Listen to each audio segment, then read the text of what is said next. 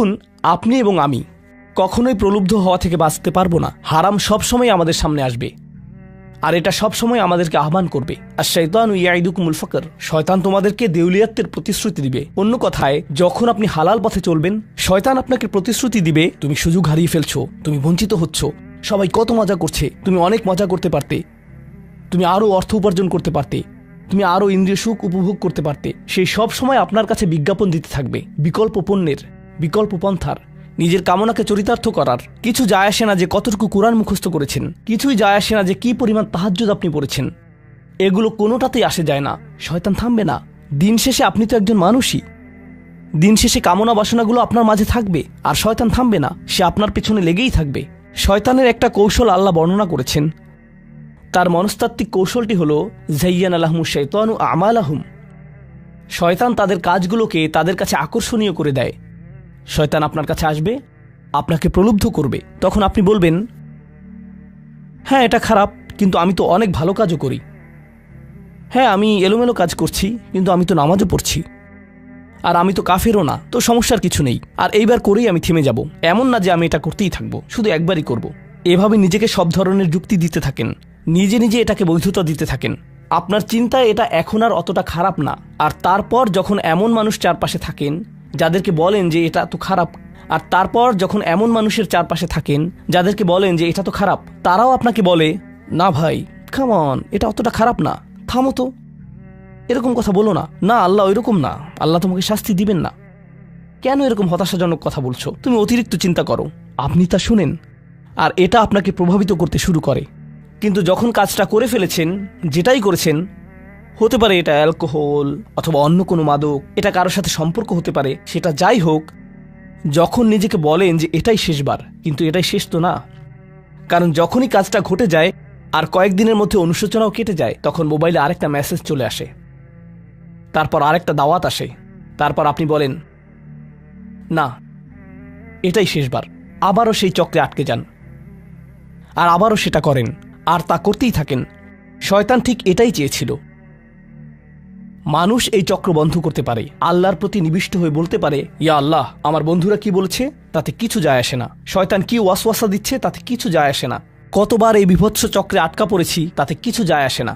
আমি ফিরে আসলাম, আমি ফিরে আসলাম, আমি ফিরে আসলাম 2 দিন অনুতপ্ত থেকে আবারও পাপে লিপ্ত হওয়া থেকে। আমি ফিরে আসলাম আপনার কাছে ক্ষমা চাওয়ার পর আবারও পাপ করা থেকে। ওয়ালাম ইউসিরু আলা মা ফাআলু ওয়া হুম ইয়ালামুন। তারা পাপ কাজগুলো বারবার করে না, আর তারা জানে যে তারা কি করছে।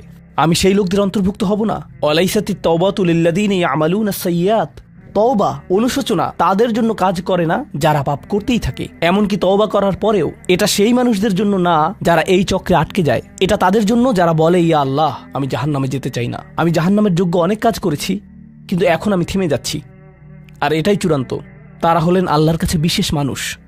কারণ আল্লাহ জানেন এটা কতটা প্রলুব্ধকারী ছিল, আল্লাহ জানেন সেই আসক্তি কতটা শক্তিশালী ছিল, আল্লাহ জানেন পাপের কত গভীরে আপনি ছিলেন, আল্লাহ জানেন আপনার উপর শয়তানের সেই দীর্ঘ নিয়ন্ত্রণের কথা, আর আপনি সেই নিয়ন্ত্রণ ভঙ্গ করতে এবং আল্লাহর কাছে ফিরে আসতে সক্ষম হয়েছেন। আল্লাহর পথে আপনার এই যাত্রা অন্য মানুষের তুলনায় অনেক কঠিন। আপনার সামনের প্রলোভনগুলো অনেক শক্তিশালী, আপনার প্রতি অভিকর্ষের টানটি অনেক বেশি শক্তিশালী, আর এর সাথে লড়াই করে যেহেতু আল্লাহর কাছে এসেছেন, তাই আপনি বিশেষ মর্যাদা সম্পন্ন। এটা মনে করবেন না যে আমি তাহাজ্জুদ পড়ি না তাই আমি অতটা ভালো না, অথবা আমি আরবি জানি না, বা আমি এখনো সম্পূর্ণ কোরআন পাঠ করিনি আর আমি তাজবিদের নিয়মগুলো জানি না। না না না না না, আপনার বিশেষত্ব এজন্য না যে আপনি 17 বার হজ করেছেন। আপনার জ্ঞান এবং ইবাদতের জন্য আপনি আল্লাহর কাছে বিশেষ না, আপনি আল্লাহর কাছে বিশেষ মর্যাদা সম্পন্ন, কারণ আপনি পাপ থেকে বেরিয়ে এসেছেন আর আপনি শুধু তার ভয়েই ভীত। এটাই আপনাকে আল্লাহর কাছে বিশেষ মর্যাদা সম্পন্ন করে। তাই আপনিও ইবাদুর রহমান। তো এখান থেকে আল্লাহ আমাদেরকে সম্পূর্ণ বিপরীত দিকে নিয়ে যাচ্ছেন। এই প্রত্যেক শ্রেণী সম্পর্কে চিন্তা করুন, কিভাবে এগুলো আপনার সাথে প্রাসঙ্গিক, কিভাবে আপনি আল্লাহর কাছে বিশেষ মর্যাদা সম্পন্ন হতে চান, কিভাবে আপনি আল্লাহর নৈকট্য পেতে চান, কিভাবে আমি আল্লাহর নৈকট্য পেতে চাই। আমাদের কাছে এটা আসলে কতটা মূল্যবান। পাপ হলো এক প্রকারের ভালোবাসা। আমরা এর মোহে পড়ে যাই, আমরা এতে আসক্ত হয়ে যাই। আর এই অনুচ্ছেদটি আসলে ভালোবাসার একটা প্রতিযোগিতা। কারণ আপনি ইন্দ্রিয় সুখ ভালোবাসেন, আপনি এই পাপগুলোকে ভালোবাসেন, আর আপনি তা ছাড়তে চান না, কারণ এতে আপনার সুখানুভূতি নষ্ট হবে। আর অন্যদিকে আল্লাহ বলছেন, আমি আমার নিজের দ্বারা সেই সুখকে প্রতিস্থাপন করে দিব, আমি এটাকে আমার নৈকট্য দ্বারা প্রতিস্থাপন করে দিব। আল্লাহ এই সুযোগ দিয়েছেন। আপনার নিজেকে এই সমীকরণের আলোকে সিদ্ধান্ত নিতে হবে। আপনি এই পরিস্থিতিতে পড়বেন, অন্য কেউ জানবে না, কেউ জানবে না যে আপনার মাথায় কি সংগ্রাম চলছে, কেউ জানবে না, শুধু আল্লাহ জানবেন। আর প্রসঙ্গক্রমে উদাহরণস্বরূপ আপনাদের কেউ কেউ যখন হারাম সম্পর্কে জড়ান, নিশ্চিত বলছি না, আপনাদেরকে অভিযুক্ত করছি না, কোনো মানুষ, আপনারা না, কোনো মানুষ যাদেরকে আপনারা চিনেন, তারা হয়তো অনৈতিক সম্পর্কে জড়িত, আর আপনি তা থেকে বের হতে চাচ্ছেন। তো আপনি এই আলোচনা শুনে তাকে মেসেজ দিলেন, আমি আর এটা করতে পারবো না। সে উত্তর দিল, তুমি কি আমাকে ভালোবাসো না? তুমি এখন আমাকে ঘৃণা করো? তুমি কি মনে করো যে আমি তোমার জাহান্নামে যাবার কারণ? আমি কি এতটাই খারাপ? এখন আপনি বলছেন, না তুমি অতটা খারাপ না, না আমি তোমাকে ভালোবাসি, তুমি মোটেই খারাপ না, তুমি অনেক ভালো।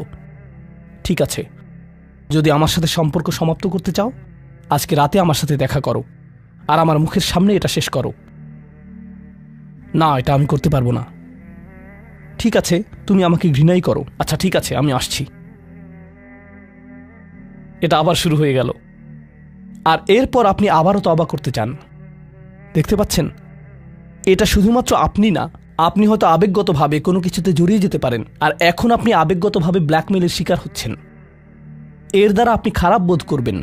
আপনাকে এর বিরুদ্ধে যুদ্ধ করতে হবে, আপনাকে এটা অবদমন করতে হবে, আর আপনাকে উপলব্ধি করতে হবে যে আপনি হয়তো কাউকে হতাশ করছেন, কিন্তু আল্লাহকে সন্তুষ্ট করছেন।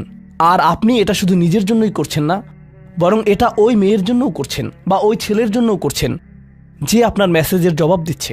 সে আল্লাহর সামনে দাঁড়াবে, এটাও আপনি চান না। আপনি যদি তাকে আসলেই ভালোবাসেন, শুধুমাত্র যদি তাকে কামনা না করেন, বরং তাকে ভালোবাসেন, তাহলে আপনি তাকেও রক্ষা করতে চাইবেন। তো এখন আমরা খুবই অপ্রত্যাশিত স্থানে চলে যাচ্ছি। আল্লাহর কাছে আরও কে বিশেষ মর্যাদা সম্পন্ন? আল্লাযীনা ইযা আনফাকু লাম ইউসরিফু ওয়া লাম ইয়াকতুরু ওয়া কানা বাইনা যালিকা কওয়ামা। এই মানুষেরা যখন তারা অর্থ ব্যয় করে, তারা সকল অর্থ উড়িয়ে দেন না, তারা অতিরিক্ত খরচ করেন না, আর তারা কৃপণও নয়। তারা অনেক বেশি খরচ করেন না, আর তারা অনেক কমও খরচ করেন না। তাদের বাজেট ভারসাম্যপূর্ণ।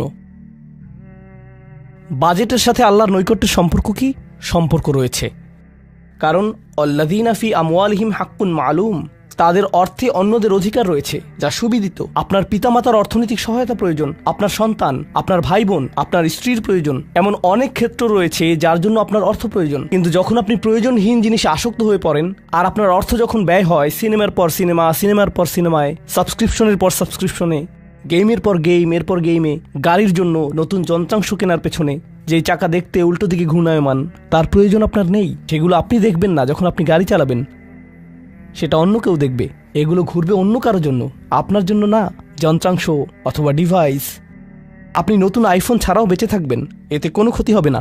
স্যামসাং যদিও কিছুটা বিপজ্জনক, তারপরও অনেক বোনেরা পার্স অথবা ব্যাগের জন্য এমনটা করেন। ও আল্লাহ, এই ব্যাগগুলোর কোনোটার দাম কয়েক লাখ টাকা।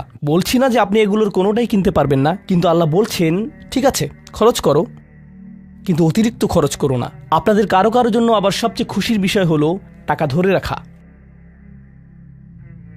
আপনি স্ত্রীকে সাথে নিয়ে সুপার শপে গিয়েছেন, তিনি এক প্যাকেট দুধ নিলেন। আমাদেরকে এত বেশি দুধ প্রয়োজন, ছোট প্যাকেট নিতে পারো না? ডিসকাউন্টের জন্য অপেক্ষা করতে পারো না? এটা দুধ, এটা ডিম, এগুলো নিয়ে কৃপণতা না করলে হয় না? এমন মানুষ রয়েছে যারা প্রাপ্য মানুষদের টাকা ধরে রাখে। আপনার সন্তানদের অর্থ প্রয়োজন, তাদের চলার জন্য কিছুটা পকেট খরচ প্রয়োজন, আপনার স্ত্রীর কিছুটা অর্থ প্রয়োজন। যদি তিনি গৃহ ব্যবস্থাপনার দায়িত্বে থাকেন আর তিনি নিজে উপার্জন না করেন, আর তিনি আপনার কাছে বলেন আমি কি 500 টাকা পেতে পারি? কিসের জন্য তোমার টাকা প্রয়োজন? আমাকে সম্পূর্ণ প্রতিবেদন প্রদান করবে, সকল রিসিট দেখাবে। দাঁড়ান, 1 মিনিট থামুন। এটা লাম ইয়াকতুরু, এটা আপনার জন্য চ্যালেঞ্জ হতে পারে। আপনি যদি আল্লাহর নৈকট্য লাভ করতে চান, আপনার পরিবারের খাবারের প্রসঙ্গ আসলে তাদেরকে জঞ্জালের মতো বিবেচনা করবেন না। আপনার জন্য সর্বোত্তম খরচের খাত হলো আপনার পরিবার। নিজের পরিবারের সাথে এরকম খারাপ আচরণ করবেন না, কিন্তু অতিরিক্ত খরচও করবেন না। অন্যরা এমন আছে যারা টাকা উড়ায়। আল্লাহ হয়তো আপনাকে কিছুটা অর্থ দিয়েছেন, আর আপনি আপনার 16 বছরের সন্তানকে BMW কিনে দিলেন যাতে সে রাস্তার পাশে লাগিয়ে দিয়ে অ্যাক্সিডেন্ট করতে পারে, আর তারপর তাকে আরেকটা কিনে দিলেন। না না না, আপনি এমনটাও করতে পারবেন না। লাম ইউসরিফু ওয়া লাম ইয়াকতুরু ওয়া কানা বাইনা যালিকা কওয়ামা। তারা একটি ন্যায্য ভারসাম্যপূর্ণ পন্থা অবলম্বন করে এই দুই অবস্থার মাঝে অবস্থানের জন্য। পরবর্তী গুণটি আমার প্রিয়, মনোযোগ দিয়ে শুনুন। এরা সবাই একটি শ্রেণী। ওয়াল্লাযীনা লা ইয়াদউনা মা'আল্লাহি ইলাহান আখার ওয়া লা ইয়াকতুলুনা আন-নাফসা আল্লাতী হারামাল্লাহু ইল্লা বিল হক ওয়া লা ইয়াজনুন ওয়া মান ইয়াফআল যালিকা ইয়ালকা আসামা।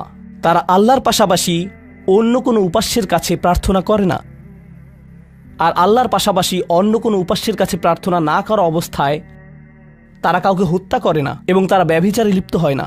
তিনটি বিষয়, তারা আল্লাহ ছাড়া কারো কাছে প্রার্থনা করে না, এর সাথে রয়েছে তারা হত্যা করে না এবং তারা ব্যভিচার করে না। তিনটি বিষয় একসাথে। এটা তো অসাধারণ কোনো অর্জন নয়। কেউ বলতে পারে যে হ্যাঁ, আমি তো তালিকায় এসে পড়েছি, আমি কাউকে হত্যা করিনি। কিন্তু জানেন কেন এটা বৈশিষ্ট্যসূচক? কারণ এই বিষয়গুলো খুবই প্রাথমিক স্তরের, তাই না? অন্য অনেক কবিরা গুনাহ রয়েছে, কিন্তু আল্লাহ বলছেন যে তোমরা আল্লাহর কাছে বিশেষ মর্যাদার অধিকারী হতে পারবে যদি তোমরা শুধু এটুকু করো। কেন এটা বিশেষ মর্যাদাপূর্ণ? মক্কার মানুষদের কথা চিন্তা করুন, সেই সমাজের কথা চিন্তা করুন যার মাঝে কোরআন এসেছিল। সেই মানুষগুলো হাজার বছর ধরে শিরকে লিপ্ত ছিল। হত্যা তাদের কাছে সাধারণ বিষয়ে পরিণত হয়েছিল, জিনা কোনো বিষয়ই ছিল না। আর এগুলো বড় বিষয় ছিল না তাদের পূর্বপুরুষ অথবা তাদের পূর্বপুরুষ অথবা তাদের পূর্বপুরুষের কাছে। এগুলো ছিল জীবনেরই অংশ। জীবন ছিল গ্যাংস্টারের মতো। আর যখন তারা এই সকল কিছু ছেড়ে আল্লাহর কাছে আসলো, তাদের পরিবারকে বলেছিল যে ও তুমি তো এখন মুসলিম, কংগ্রাচুলেশনস। তাদেরকে সকল ধরনের বিভৎস অভিজ্ঞতার সম্মুখীন হতে হয়েছিল, তাদের প্রিয় মানুষদের কাছ থেকে, তাদের সমাজ থেকে, তাদের বন্ধু বান্ধবদের কাছ থেকে, কারণ তারা সেই অপরাধগুলো ত্যাগ করেছিলেন, তাই না?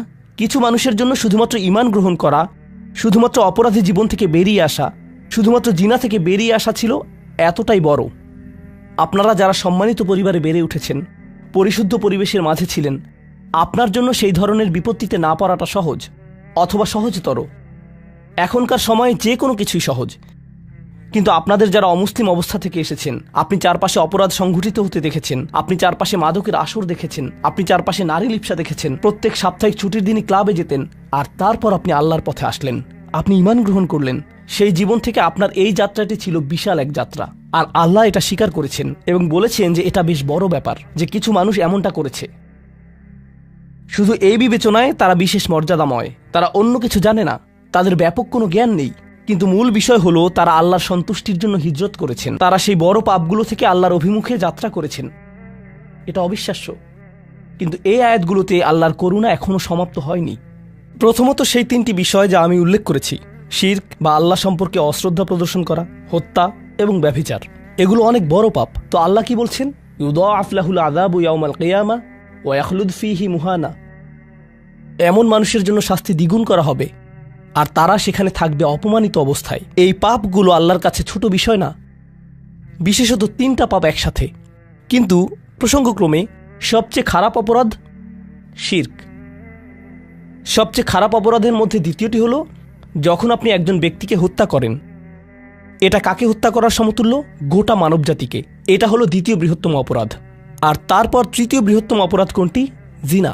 এই তিনটি একসাথে এসেছে একটি আয়াতে। সেজন্য আল্লাহ বলছেন যে এই ব্যক্তিটি বিশেষ ধরনের শাস্তি পাবে, আর সে এই শাস্তিতে রয়ে যাবে অপমানিত অবস্থায়। কিন্তু এমনকি খারাপের ভিতর সবচেয়ে খারাপ, এরপর সবচেয়ে খারাপ ব্যক্তিটি, এই ব্যক্তিটি এজন্য সবচেয়ে খারাপ না যে সে একটি জিনিস করছে, বরং সে সবচেয়ে খারাপ কারণ সে তিনটি জিনিসই করেছে। এটা জাহান্নামের হ্যাট্রিক অর্জনের মতো। আর সম্পর্কে আল্লাহ কি বলছেন? তিনি বলছেন ইল্লা মান তাবা ওয়া আমানা ওয়া আমিলা আমালান সলিহা। অর্থাৎ যে অনুতপ্ত হয়েছে, ঈমানের পথে ফিরে এসেছে এবং তখন থেকে ভালো কাজ শুরু করেছে, তার জন্য নিয়মের ব্যতিক্রম হবে। এটা উপলব্ধি করাটা গুরুত্বপূর্ণ। আল্লাহ বর্ণনা করছেন নিকৃষ্টের মধ্যে নিকৃষ্ট, আর চেয়েও নিকৃষ্ট। আর তারপর বলেছেন এমনকি সেই ব্যক্তির ক্ষেত্রেও যদি সে আমার কাছে ফিরে আসে, আমি তাকে শাস্তিতে নিক্ষেপ করব না। কিন্তু এতটুকু যথেষ্ট না। আমরা কথা বলছি ইবাদ আর রহমানের ব্যাপারে, যিনি অবিশ্বাস্য রকমের করুণাময় সত্তা। তো তিনি তাদেরকে শুধুমাত্র জাহান্নাম থেকে রক্ষা করেই ক্ষান্ত হবেন না, তিনি আরও কি করবেন? ফাউলাইকা ইউবাদদিলুল্লাহু সাইয়্যাতিহিম হাসানাত। সেই মানুষগুলোর মহাপাপগুলোকে প্রতিস্থাপিত করবেন। আর আমি আপনাদেরকে মনে করিয়ে দিচ্ছি সেই পাপগুলো কি? শিরক। ইন্নাশ শিরকা লাযুলমুন আযীম। হত্যা, কাআন্নামা কাতালান নাসা জামিআ, সে যেন গোটা মানবজাতিকে হত্যা করলো। এবং জিনা, ব্যভিচার, সবচেয়ে সবচেয়ে বড় পাপ এগুলো। আল্লাহ বলছেন যে পাহাড় সমান তাদের এই সমগ্র পাপ কাজগুলোকে আমি প্রতিস্থাপন করে দিব ভালো কাজ দিয়ে। কিন্তু তারা এখনো কোনো ভালো কাজ করেনি, তারা এখনো নামাজ পড়েনি, তারা এখনো ইবাদত করেনি, তারা এখনো হজ করেনি, তারা এখনো দান করেনি। তারা মূলত যা করেছে তা হলো অনুতপ্ত হয়েছে। আর এখন থেকে তারা ভালো কাজ করবে, আল্লাহর জন্য এতটুকুই যথেষ্ট। তাদের পাহাড় সম পাপগুলো নিবেন, যা তাদেরকে চিরকাল জাহান্নামে নিক্ষেপ করতে অপমানিত অবস্থায়, আর তিনি এই পাহাড় সম পাপগুলোকে নিয়ে পাহাড় সম ভালো কাজে পরিবর্তিত করে দিবেন। এটাই আল্লাহ করবেন তাওবাকারীদের জন্য। আপনিও বিশেষ মর্যাদার অধিকারী হবেন। শুধু তাওবা করুন।